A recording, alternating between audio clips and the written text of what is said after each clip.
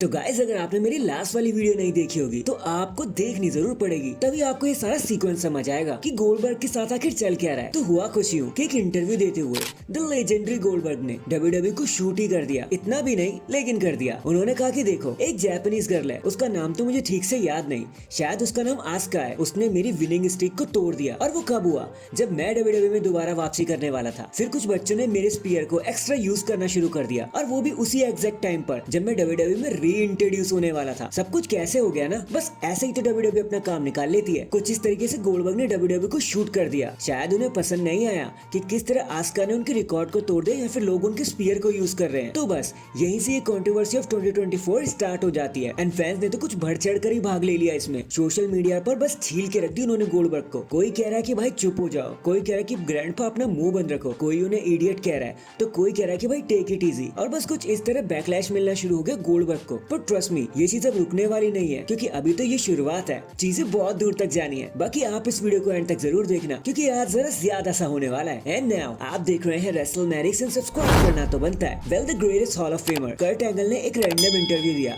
जहां उन्होंने एक बहुत ही इंटरेस्टिंग बात बता दी अपने करियर के बारे में। उन्होंने कहा कि देखो, रेसलमेनिया 18 जैसा आप सबने देखा वैसा तो बिल्कुल भी नहीं होने वाला था। एक्चुअली मुझे एक ड्रीम मैच करना था against the bread the Hitman heart, and मैं उन्हें फेस करना चाहता था रेसलमेनिया 18। और उसके लिए मैंने पर्सनली कॉल भी किया ब्रेट द हिटमैन हार्ट को, एंड कहा कि Bret, how about you and me at the grand stage of them on WrestleMania. तो ब्रेट ने एक सेकंड भी नहीं लगाया ना बोलने में, और फोन को कट कर दिया। उसके बाद तो I was like what the hell just happened, और फिर ये मैच कभी हुआ ही नहीं। And rest is history. अब पर्सनली वैसे तो रेसलमेनिया 18 में जो हुआ सो हुआ, हम सबको काफी पसंद आया। बट अगर Bret versus Kurt down the line हमें कभी देखने को मिलता तो भाई ये एक अच्छा ड्रीम मैच हो सकता था। #Dream match bye bye. Next चलो बात कर लेते हैं रेसलमेनिया 40 के कुछ स्पॉयलर्स के बारे में। कुछ ऐसे प्लान्स जो डब्ल्यूडब्ल्यूई ने अभी से लॉक करके रखे हैं कि एटलीस्ट ये प्लान्स तो अभी चेंज नहीं होने वाले। जहाँ सबसे पहले हम बात कर लेते हैं बेली वर्सेस इयो स्काई की for the women's championship SmackDown. तो डब्ल्यूडब्ल्यूई ने पक्का सोच लिया है कि डब्ल्यूडब्ल्यूई बेली को उनका मूवमेंट देकर ही रहेगी। And finally Bayley not only इस साल एक न्यू चैंप बन जाएंगी, बल्कि हमें उनका एक new character and new appearance भी देखने को मिलेगी। चलो ये कुछ नया होने वाला है, और हम सबको पसंद भी आया। इसके बाद भले ही बेकी लिंच ने रॉयल रंबल को जीता हो, खुद को प्रूव किया हो, बट स्टिल डब्ल्यूडब्ल्यूई के मन में अब भी मामी ही रूल कर रही हैं।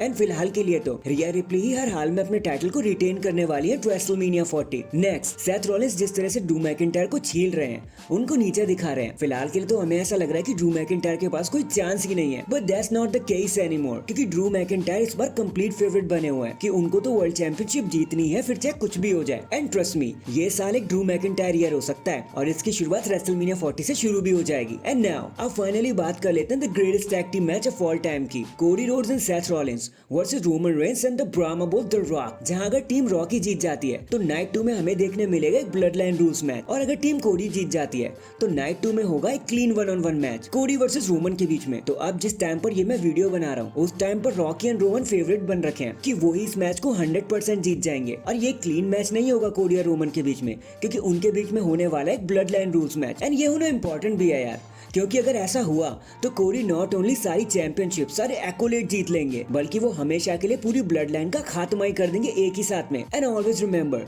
कोडी इज नॉट अलोन, उनके साथ भी पूरी टीम है।